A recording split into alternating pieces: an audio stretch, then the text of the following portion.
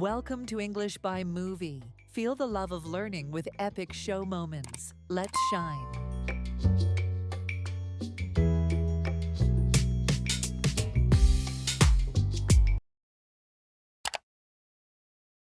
They zinged. They zinged? But I got in the way. You only zing once in your life. Oi, now you're short-circuiting. I don't care. Well, what are we doing? Let's get Johnny. Come on. They zinged? But I got in the way. Get in the way. The phrase to get in the way means to obstruct or prevent something from happening, either physically or metaphorically. Here, Dracula admits that he metaphorically stood between Mavis and Johnny, preventing their relationship. It's a powerful admission of guilt. This idiom perfectly captures the idea of being an obstacle to someone's happiness or progress. He wanted to finish his work, but constant interruptions got in the way. It describes how distractions became an obstacle to completing a task. Please don't let your fears get in the way of your dreams. It shows how an emotion, fear, can metaphorically block someone from achieving their goals. Oi, now you're short-circuiting. I don't care. Short-circuiting. This is a fantastic advanced idiom. Literally, a short circuit is a problem in an electrical device. Figuratively, when we say a person is short-circuiting, it means their brain is overwhelmed by emotion, stress, or confusion, causing them to act irrationally or stop thinking clearly. Here, Dracula's friends see that his emotional breakdown over Mavis is causing him to malfunction, just like a machine. When he heard the shocking news, his brain seemed to short-circuit, and he just stared blankly at the wall. It expresses a state of being so mentally overwhelmed that normal thought processes cease. This is a very vivid and descriptive idiom.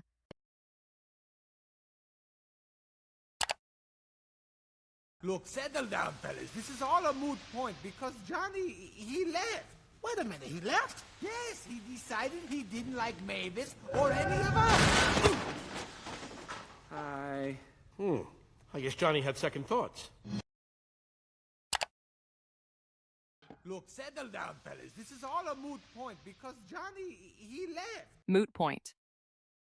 A moot point is a topic or issue that is no longer relevant, important, or worth discussing because circumstances have changed. It's a sophisticated phrase often used in debates or discussions. Here, Dracula is saying that arguing about Johnny is pointless because he's already gone. It effectively shuts down a conversation by highlighting its lack of practical significance. It's a great C1 level phrase to add to your vocabulary.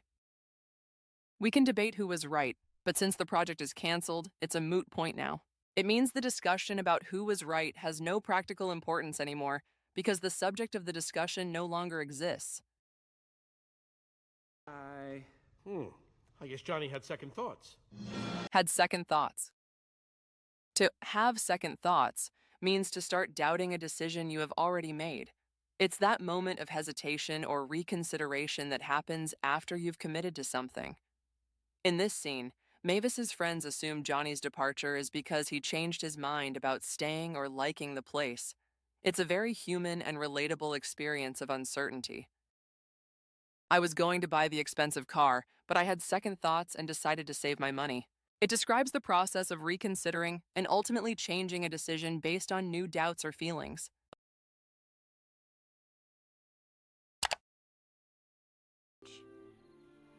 Come on. No, don't do that. Don't give me the pouty bat face. Okay, there is a human village just a little ways past the cemetery. You could go there and be back in like 30 minutes or so. No, don't do that. Don't give me the pouty bat face. Pouty bat face. This is a wonderful, creative expression. Pouty bat face is not a standard idiom, but a playful invention by the script writers. It combines pouty face, a sad, sulking expression, with bat to make it specific to Mavis. Dracula is telling her to stop making a sad, manipulative face to get what she wants. This shows how English speakers often create new compound words to be humorous or descriptive. He didn't get the toy he wanted, so he sat in the corner with a pouty bat face all afternoon. It describes a comically sad or sulking expression, especially one used by someone to show their disappointment in a cute or slightly childish way. The human village just a little ways past the cemetery. A little ways. The phrase a little ways is a colloquial, informal way of saying a short distance. In formal English, you would typically say a little way, but adding the S is very common in North American casual speech. It sounds friendly and relaxed. Dracula uses it to make the journey to the human village sound short and non-threatening. It's a subtle touch that adds to his casual, fatherly tone in this moment. The coffee shop is just a little ways down the road. We can easily walk there. It means the location is a short and manageable distance away, used here in a casual conversational context.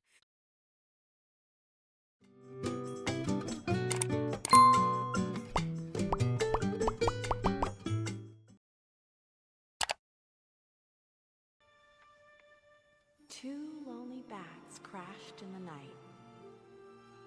They felt a zing, love at first sight.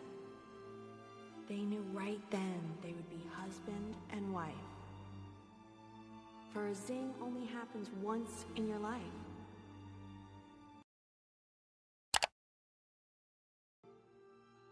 They felt a zing, love at first sight.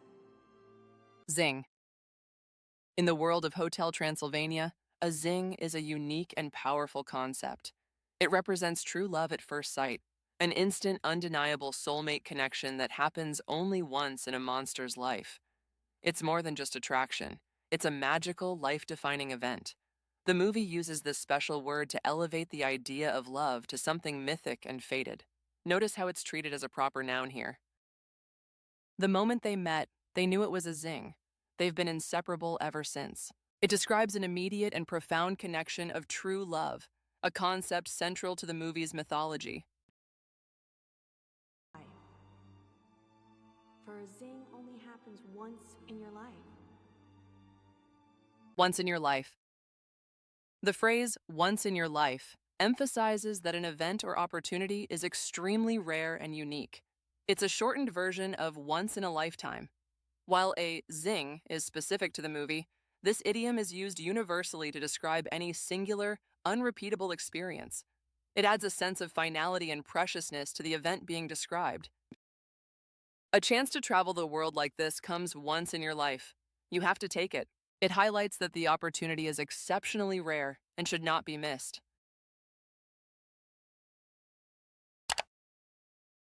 With Mavis's birthday party. Wait a minute. You ask someone to help you? Captain Control Freak? It's Count, and yes, I thought having a Mavis contemporary would be useful. Yeah, he totally needed a fresher perspective.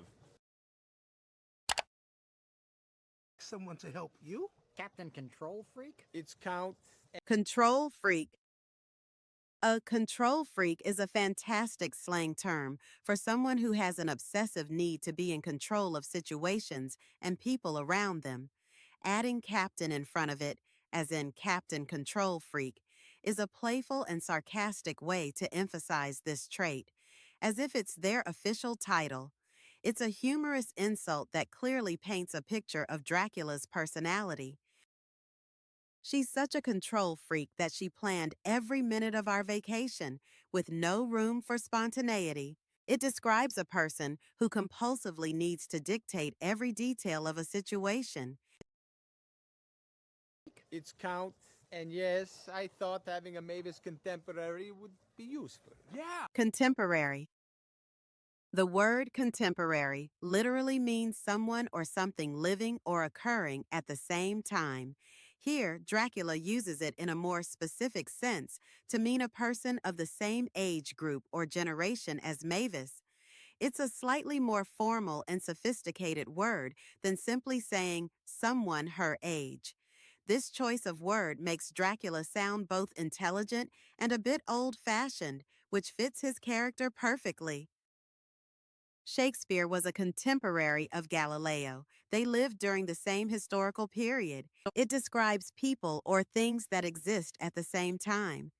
In the movie, it's used to mean someone from the same generation.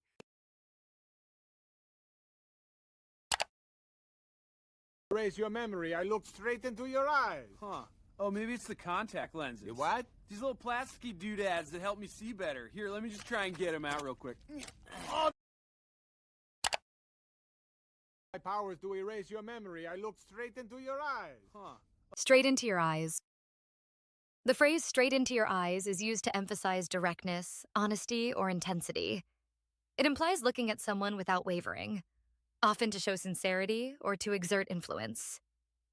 Dracula says this to stress that his hypnotic powers should have worked because he made such direct and powerful eye contact. It adds a layer of drama and frustration to his failure.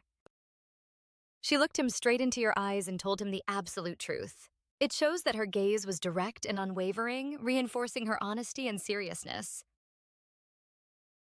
Oh, maybe it's the contact lenses. You what? These little plasticky doodads that help me see better. Here, let me just try and get... Doodads. Doodads is a wonderfully informal slang word for any small, miscellaneous item, especially when you don't know or forget its proper name. It's similar to thingamajig or gadget. Johnny's use of doodads to describe his contact lenses is comical because it downplays their importance and makes them sound like trivial trinkets, which perfectly contrasts with Dracula's confusion and horror. He has a collection of old electronic doodads on his shelf, from pocket calculators to old gaming devices. It's a casual and non-specific term for small miscellaneous gadgets or objects. Help me see better. Here, let me just try and get them out real quick. Oh, that is... Real quick. Using real quick is a very common feature of informal spoken American English. Grammatically, it should be really quickly, an adverb modifying a verb, but in casual conversation, real quick is widely used and sounds more natural. It simply means very quickly. Johnny says this to show he can solve the problem in a moment, maintaining his relaxed, casual demeanor. I'm just going to grab a coffee real quick before the meeting starts. It's an informal way of saying very quickly, often used when you intend to do something in a short amount of time.